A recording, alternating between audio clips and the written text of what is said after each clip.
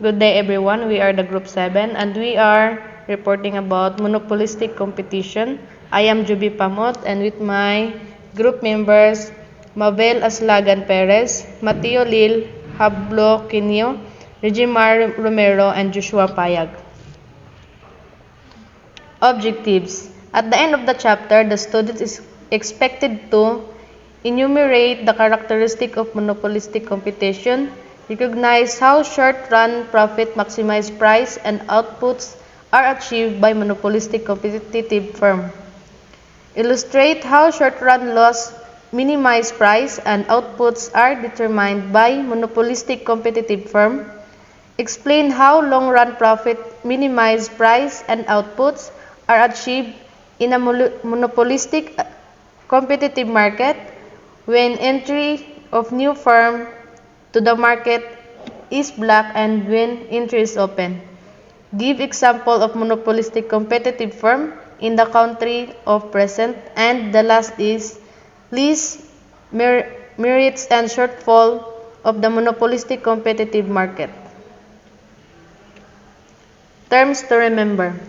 Monopolistic competition, a market organization in which there is a relative large number of small firms producing homogeneous products with close substitute product differentiation when producer turns out variation of close substitute for a given product. Monopolistic competition exists when many companies offer competing products or services that are similar but not perfect substitute. Introduction.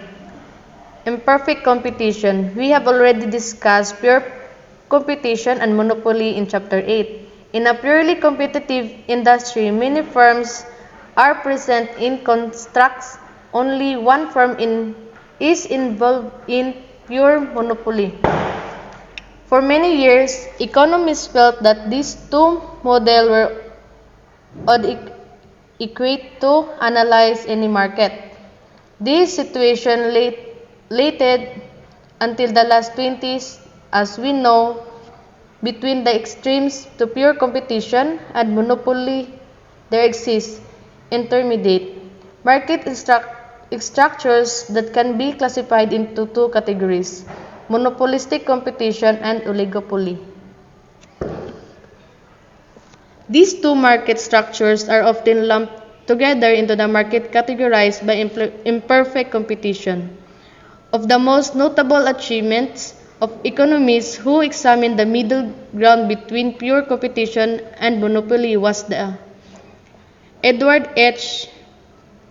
Chamberlain, an American economist, developed the theory of monopolistic competition, which posits that there are few honest monopolies and homogeneous commodities. He argued that competition exists because each product is close substitute for the other, and that products are heterogeneous rather than homogeneous, allowing competition to exist. Good afternoon, ma'am. I'm Mabel A. Perez.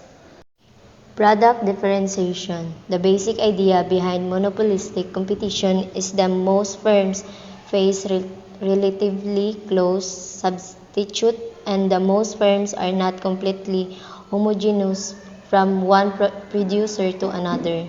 This concept is what we call product differentiation. Product differentiation has several demonstrations.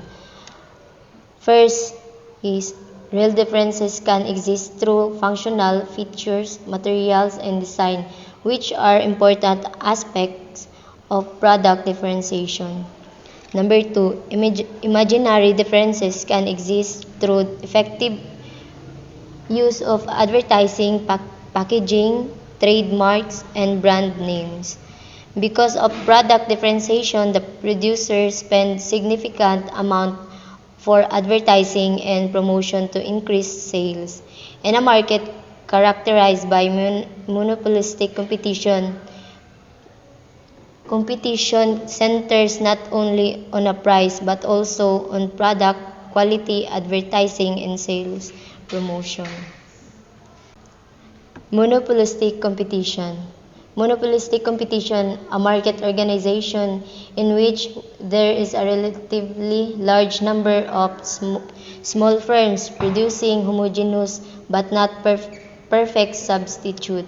In many cases, products are heterogeneous rather than homogeneous because of impure competition of homogeneous. Monopolistic competition refers to the market organization in which a relatively large number of small producers or suppliers offer similar but not identical products.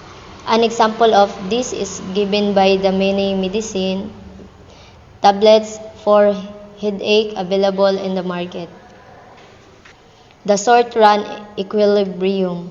Because of the presence of a relatively large number of producers in a monopolistic competition, several important considerations are similar to that other of market situation. Short-run pricing and output determination can be noted. Since each firm has a relatively small percentage of the total market, each has very limited amount of control over market price. However, the individual firms does not have monopoly control over the price. Because of this degree of control over the sellers faces a negatively sloped demand curve. However, the existence of many closed substitute in a highly elastic demand curve resulting in a highly elastic demand curve. The product differentiation leads to some differences in the product of those of other producers in an industry over products. Thus, there is a negatively sloped demand curve. The short-run marginal cost curve is shown as SMC and short-run average cost curve appears as SAC since elasticity of demand curve is less than perfectly elastic. The marginal revenue of each possible level of sale is less than price.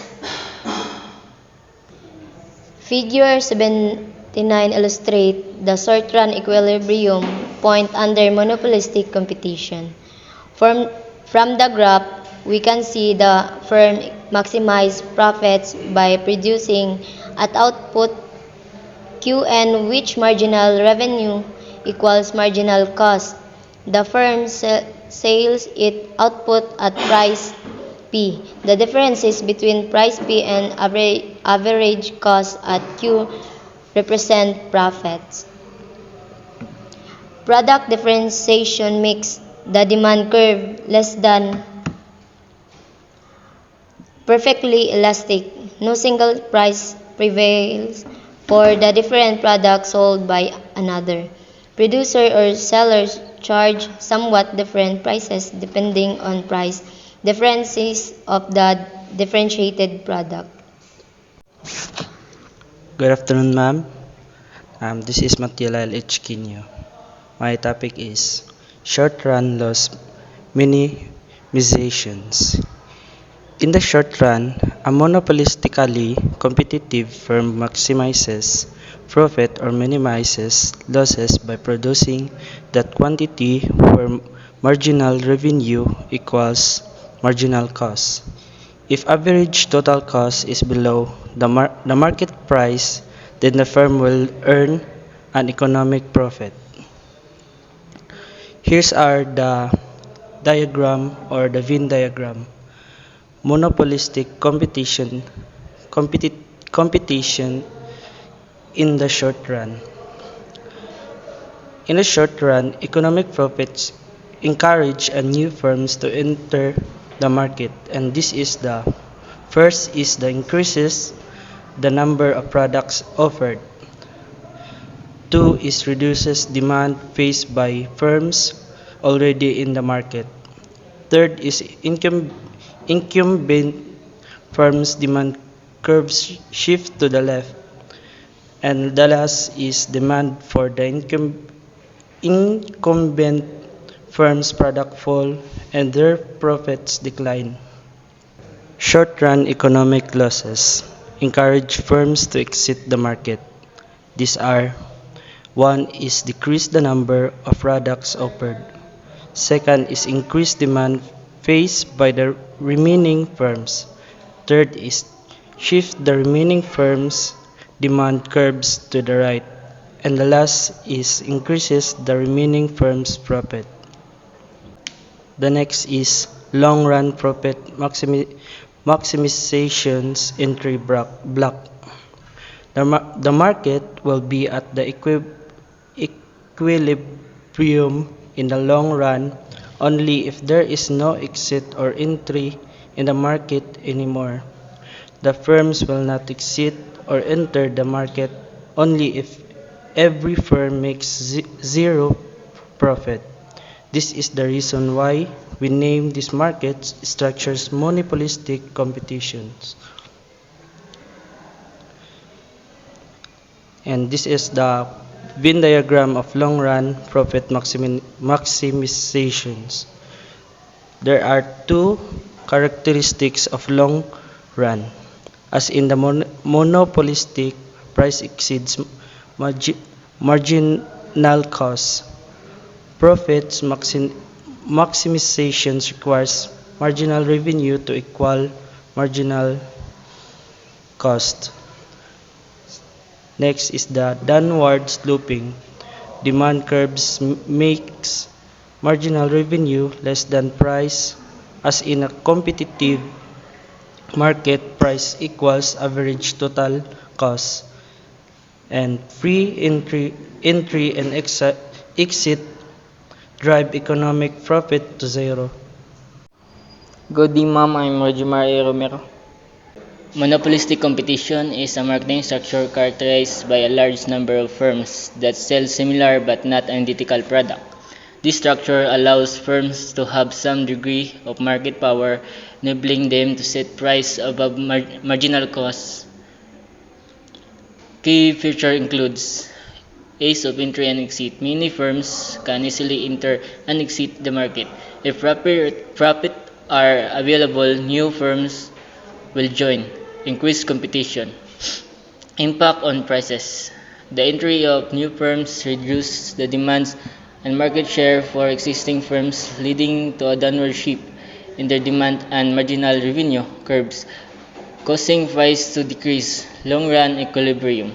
Over time, as more firms enter, profits decrease until firms only earn normal profit. Inefficient firms may leave the market, leading to the situation where price equal long-run overhead costs and long-run marginal costs. Excess capacity. Firms often operate when excess capacity, meaning they do not produce at their full efficiency due to limited demand. Comparison when other markets structured. Pure competition. Many firms sell identical product. Firms are price takers with minimal profit. Example, agricultural commodities like wheat. Monopoly. A single firm dominates the market and sets higher price due to lack of competition. Example, a patented pharmaceutical product with no close substitutes. Example of monopolistic competition. Coffee shop. Independent coffee shop and chains like Starbucks and Dunkin's compete by offering distinctive coffee blends, atmospheric and customer service. The presence of many shops help regulate prices and profit. Monopolistic competition reduces welfare by restricting output and increasing product prices, resulting in less welfare for consumers. The demand curve for monopolistic competitors is less elastic, with marginal revenue less than the price and output rates stop short at which marginal cost equals the product price. In the long run, price equals the average cost of production unless entry into the industry is blocked. Inefficient individual firms in the long run will not be induced to build the most efficient plant or operate it at the most efficient rate of output. Profit possibilities are eliminated when the long-run average cost curve is tangent to the demand curves faced by the firm, and losses occur when the curve lies above the demand curve for all outputs. Overcrowding and excess plant capacity may occur when the entry is easy, as each firm builds at less than the most efficient size of the plant, creating excess plant capacity. When entry is restricted, firms build the appropriate size of plant to produce the output at which long-run marginal cost equals marginal revenue, making pure profits.